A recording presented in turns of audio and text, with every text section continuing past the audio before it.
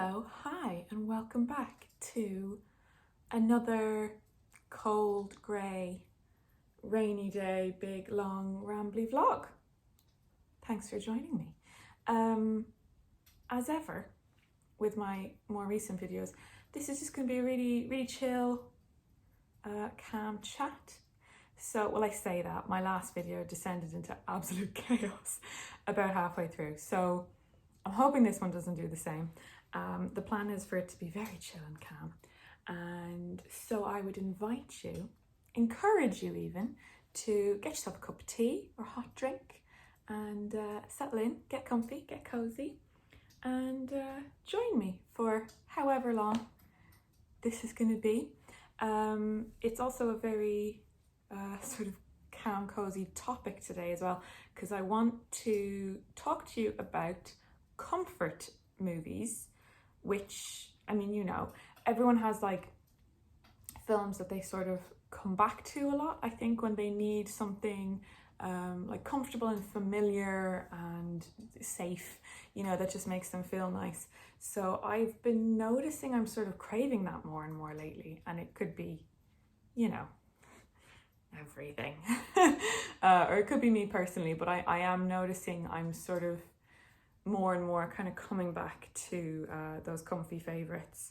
And then I started to think about like what it was that tied them all together. I can't find a thread. Maybe it's just they're personal to me, but a lot of them, I think the tone and the vibe is just really lovely. And basically they're films that I can go to however I'm feeling, like however good or bad, because sometimes when you're really bad, like you don't even want to watch anything.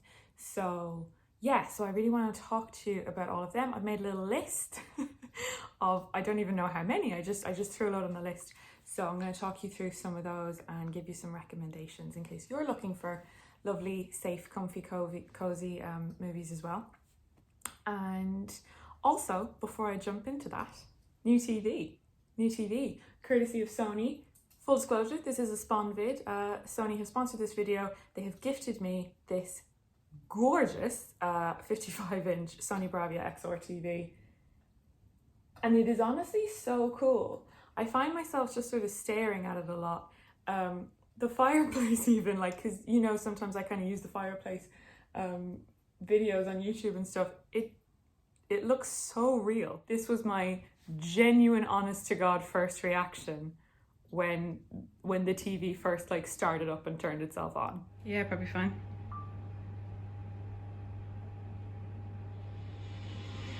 Ooh. Oh my God. Jesus. I was very impressed. Honestly, it felt like you know, the beginning of like an IMAX movie when it does that like huge booming sound and kind of rushes all these images at you. That's honestly what it felt like.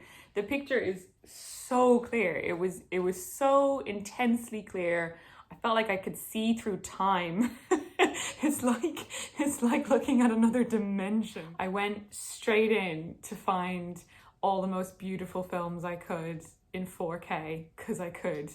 And as soon as I turned them on, I was like, oh, that's what they're supposed to look like. Like, you know, when you get a new thing and you realize how crap the old thing was. Being able to recreate that cinema type environment in my own living room as someone who loves watching films so much is really cool. On this, there's Bravia Core, which is a whole selection of Sony films that just come free with the TV. So there's basically a year's free streaming on so many movies, all like a huge Sony catalogue, and you also get 5 credits for the ones that you can purchase. So I went straight in to have a look at them, and that's cool because it's arranged in such a way that you can go like straight to the movies that are in like IMAX quality. I will say the part of the setup process I most enjoyed was that bit when you get to peel the, you know, that clear sticky protective tape off new appliances. There is no greater joy in life than peeling the clear sticky protective tape off new appliances.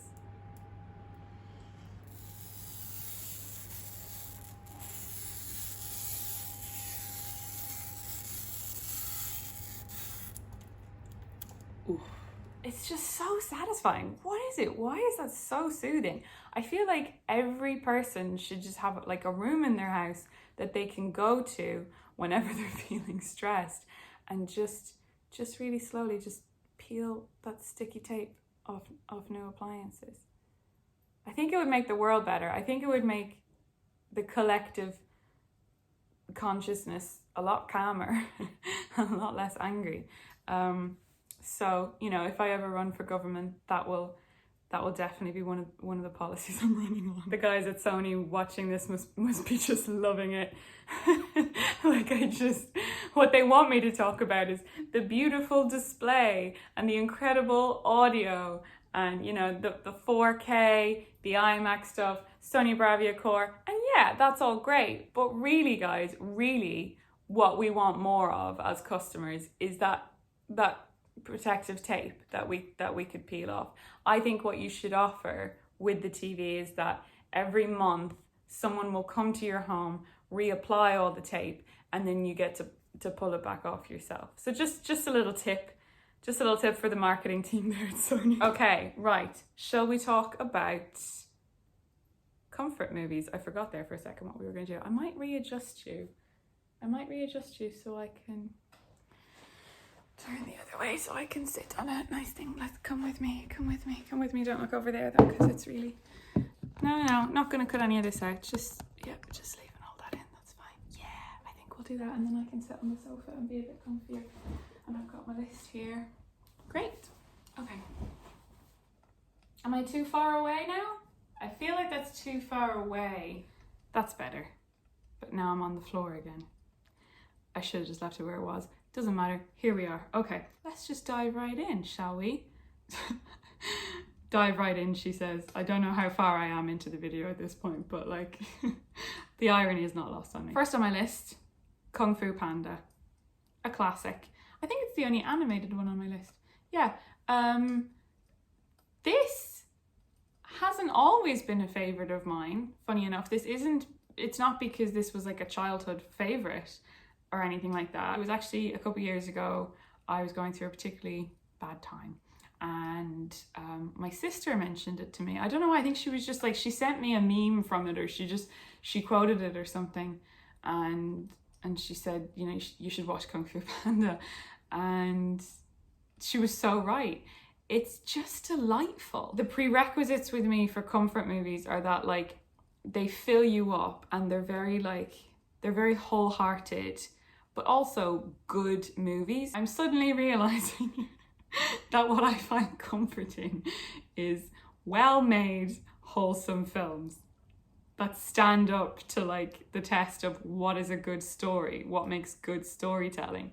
I wonder, is that because maybe it's like because when you were a kid you were told stories, you know, it's almost like a bedtime story. I think I find it really comforting to know that that I'm in safe hands. That's what it is. Sorry, I'm just having like a revelation. I remember when I did the Tipsy Talk with Taika Waititi that he said something about filmmaking, about being like a little baby duck. I always remember it was like a little baby duck, and you're just being held. And I've used that phrase so much since then in many ways. But I think that is important. I think when you're going on a journey, you know, when you kind of sit down to begin this journey with any kind of story, through any medium, you want to feel like a little baby duck, just being held and supported, and like you're okay, that whoever has made this has got you, you know? Okay, oh my God, Hazel, get to the point. Kung Fu Panda is number one on my list. Obviously the casting is amazing. I can't imagine anyone but Jack Black in that role. And now that I say it, I don't have School of Rock on this list, but I'm adding School of Rock. I think Jack Black's presence is quite calming.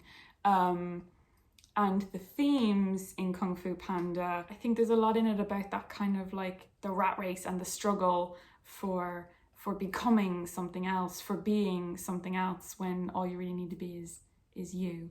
And yeah, oh my God, Dustin Hoffman in it. He is just so perfect as Master Shifu. He is just so perfect in that role. And there's a moment, you know, that scene where he's trying to meditate and he's just saying, inner peace over and over, inner peace. And then like he's getting interrupted and his little ear is twitching. It just, I think about that scene a lot in daily life. It's a gorgeously shot film, you know, for an animation. It's beautifully shot. The score is really beautiful. The scene with the cherry blossoms, oh, you know the one. It's quite sad. It gets me every time, but it's really beautiful. So yeah, a lovely, wholesome animated movie to kick us off. If you're not feeling great, Kung Fu Panda, all the way. Also, it's funny. You want to have a laugh. You want something that's going to make you giggle a little bit, which is why I've just added School of Rock randomly to the list, because similar energy. I think Jack Black's slightly chaotic characters, I just find them so watchable, you know? And obviously Joan Cusack is incredible in that film as well. And similar, you know, in that it's a kids movie. I think there's a thing as well, isn't there, of kind of rewatching like kids movies when you're not feeling great. Because there's something so simple to them, and there's something so simple and pure about like the message behind them as well. Next on the list is a bit of a different one. Catch Me If You Can. That is on here for two reasons. One of them is Steven Spielberg and the other is Tom Hanks. And it's that simple. That's all I really need to say about that, but I will say more because I love it so much. This is another example of me going back to films where I feel held like a little baby duck. You know, Spiely, you can't go wrong. You just know with a Steven Spielberg film that whatever happens, you are in good hands. It's gonna sort of carry itself and it's gonna be beautifully told, and you can just kind of ride the wave. Catch Me If You Can has the added bonus of Tom Hanks, who's also in The Post and Bridge of Spies, and I love when these two work together. I find Tom Hanks so soothing. He's such a soothing presence, and maybe it's because I grew up on his films, but his face and his voice, yeah, they're very familiar and safe. So Catch Me If You Can is based on true story. It's about a guy called Frank Abagnale, who was, I think, like the youngest con man in history, I think, at the time. And yeah, he pulled off a series of cons that at the time were just so outrageous that he made history. Also, he was a kid. And Tom Hanks plays the FBI officer who is hunting him down, basically. But then a sort of a very interesting sort of bond and relationship forms between them. And yeah, oh my God, the cast is incredible. Christopher Walken is in it. Amy Adams is in it, I think in one of her earliest roles. She's adorable in it. Martin Sheen. Yeah, solid movie, would recommend. Next on the list is The Devil Wears Prada. I mean, it's fabulous. It's a fabulous movie, and it is insanely easy to watch. Again, I think it's a cast thing. Obviously, Meryl Streep being Meryl Streep, I mean, she is just outstanding in this film. And she's Meryl Streep, she's outstanding in every film. But yeah, she is so good in The Devil Wears Prada. I love Anne Hathaway in this, actually. I think it would have been... There's a million ways she could have played Andy that would have made her really unlikable. And I don't like to use that word unlikable because it's not like you can't enjoy watching a character because they're unlikable, but I mean, like, she could have been kind of annoying, but Anne Hathaway plays her with this sort of innocence and charm in such a way that you just fall for her. Emily Blunt is just so perfect in it. She's so perfect. I think it's my favorite Emily Blunt role ever.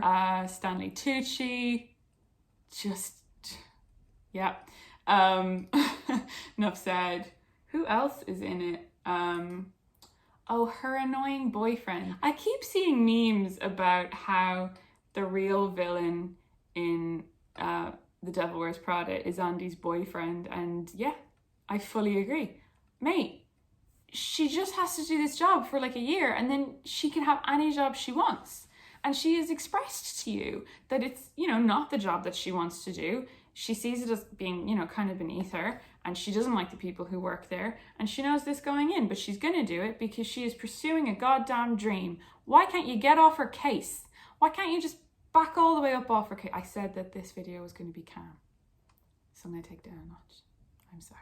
Ooh, yes. Next on the list is one of my favourite movies of all time, Little Miss Sunshine. I think I thought this film was more mainstream than it is, maybe, because I've brought it up with a few friends lately and they hadn't heard of it.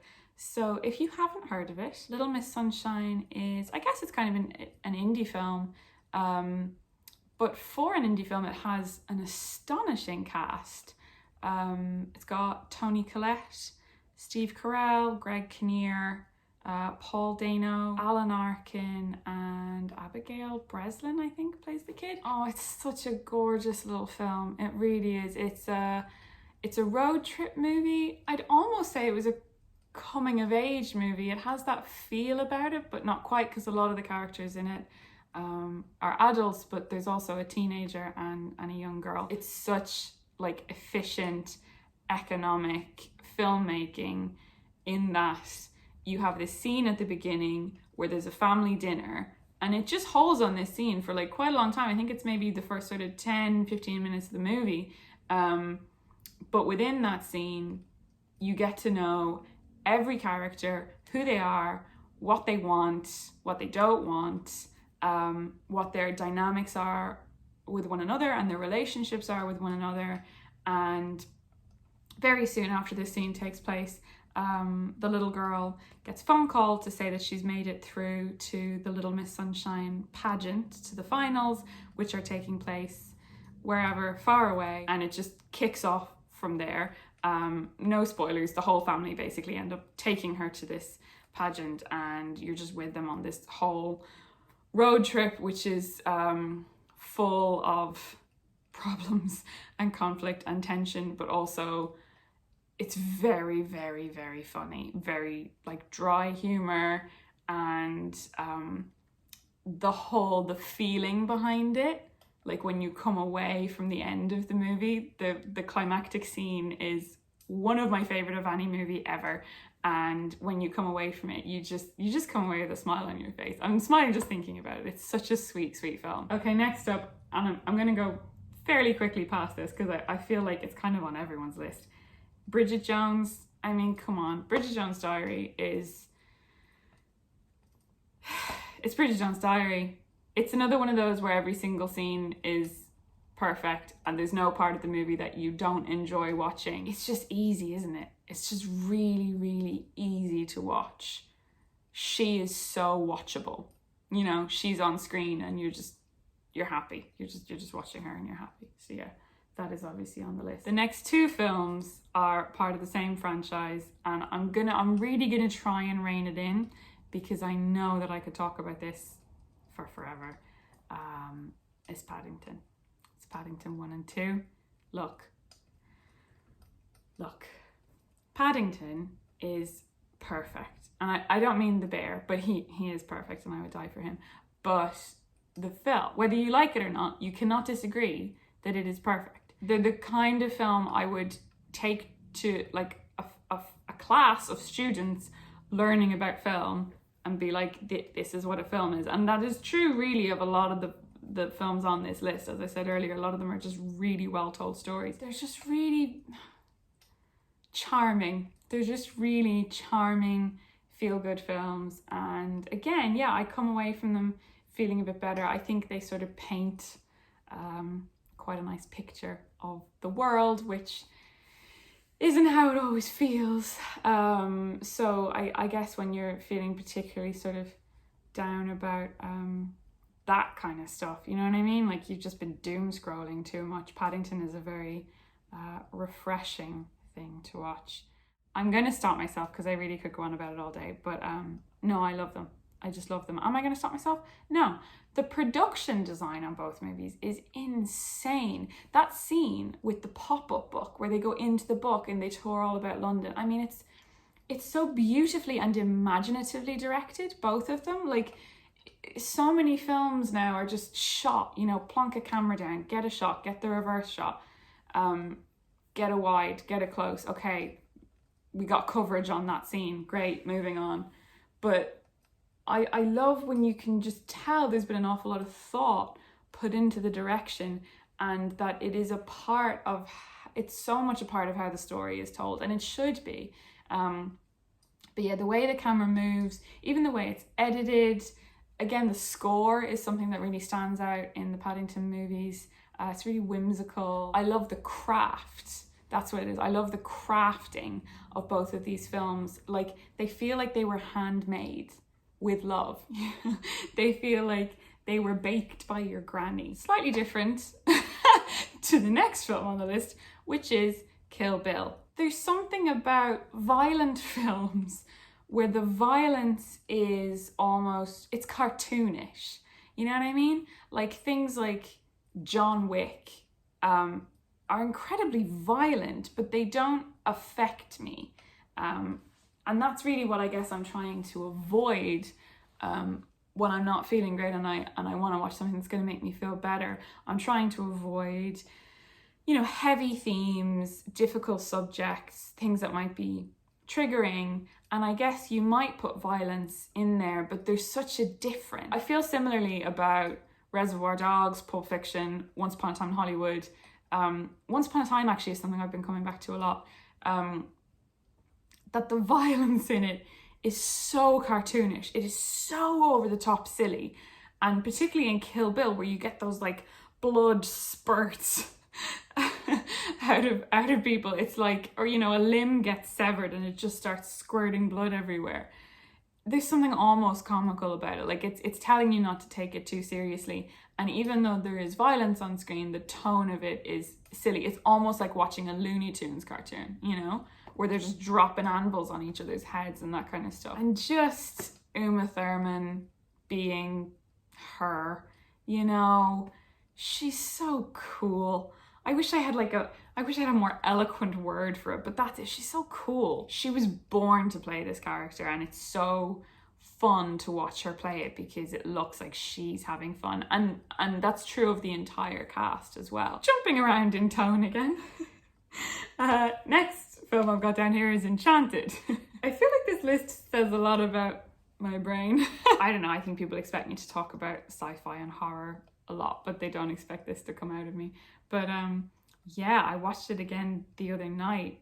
Dodie came over and we watched it, and oh my god, it's so good. I forget how good Enchanted is, and every time I watched it I'm like, this film is brilliant.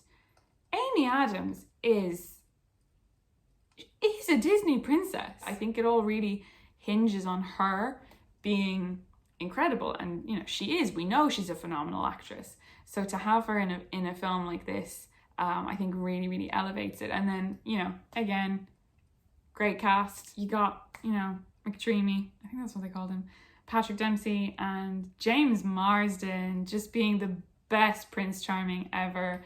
Susan Sarandon, what a big hitter, what a perfect person for the role of the stepmother. And then of course, you know, there's the wickedly talented Adele Dazeem. It's such a fun watch. I think this is one of the films on my list it's just really fun. It's really silly. Again, it's very aware of itself. I think it mixes the genres of Disney film and rom-com and like almost satire really, really, really well, and recognizes the tropes of the genres that it's using. Things like, you know, her calling all the little woodland animals to come and help her clean, but they're rats and pigeons and cockroaches and flies. Like, it's genius. It's just genius to put a Disney princess in New York. Like, there's so much thought behind it, and it feels smart. It feels like they put a lot of thought into sort of making it so that kids could really enjoy it, but adults watching it with them would have a really good time as well, which again I think is a kind of a running theme for a lot of the films that I've mentioned. So yeah, I love Enchanted. Oh my god, I'm just noticing how long I've been filming for. I have so many more films on this list.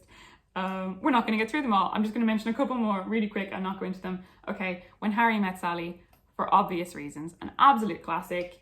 Meg Ryan, Billy Crystal in, I think, the roles of their lives. Nora Ephron, it is just, it's so beautifully written and directed. it's a gorgeous love story, and just watching the two of them interact on screen is a pleasure. That's all I'm going to say about that. If you haven't seen When Harry Met Sally, sort yourself out, please. The Grand Budapest Hotel, that's on there. Maybe a bit of a strange choice, I don't know. I watched it again recently, and I'd forgotten how much I loved it. I've got Clueless on here. Clueless is just so easy. It's just so easy for me to watch.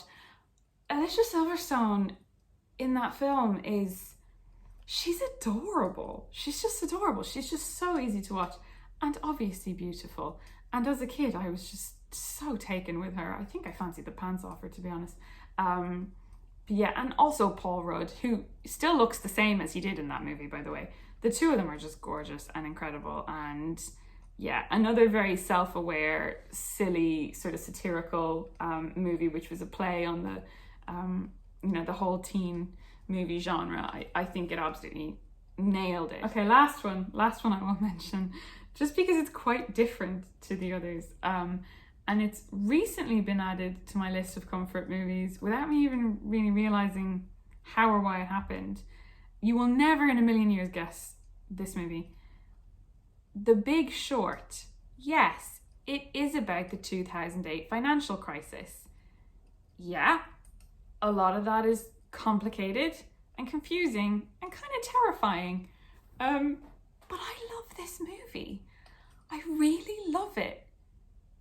Could be a cast thing again. Well, firstly, you're in very safe hands with Adam McKay, who directed it. It's so incredibly directed and edited. So much of the story is told in the edit, which I love. But the cast, you've got Christian Bale as our boy Michael Burry, good lad. You've got Steve Carell, you got Ryan Gosling. Marissa Tomei is just in there as a bit part, but she's incredible in it. Brad Pitt turns up, he's in it. It's so good. And I found myself becoming quite fascinated by it all and researching it myself. And so whenever I'm with a friend and we don't know what to watch, I'm like, do you want to watch The Big Short? And then inevitably I end up pausing it a lot to explain all this stuff that I've learned about it. And I love it. I find it really, really, really interesting and really well made. I don't know what else to tell you. I don't know why that's on my list of comfort movies, but it's something that I find myself going back to a lot. Right, I have been talking for a really, really, really, really long time, and one of my legs is dead, and I'm quite hungry, and I don't need to make excuses for ending a video. I can just leave. I'm allowed to leave. Thank you so much for sticking with me and for watching. And, if you haven't nodded off by now, thanks for being here. And thanks once again to Sony for my bloody brilliant new TV. I'm genuinely so happy about it. It's made me quite excited to sit down and watch movies again. I was just saying to someone recently, I feel like I've been through the whole catalogue of films this past year, but now I'm really excited to watch them again on the shiny new telly. It just makes them look so different. It's such a different experience. So I'm really excited to rewatch stuff like the Roger Deakins stuff I mentioned earlier, and also the Lord of the Rings trilogy and the Marvel Cinematic Universe. Yeah, and maybe some Kubrick. I might watch 2001 on this telly and see what it's like. Thank you again to Sony. The TV is the Sony Bravia XR. That one is in a 55-inch, but it comes in lots of different sizes and stuff. And there's more information about that and all the features in the description. There's a little linky link, so have a little look if you're interested. And yeah, thanks to them and thanks to you again for watching. See you next time.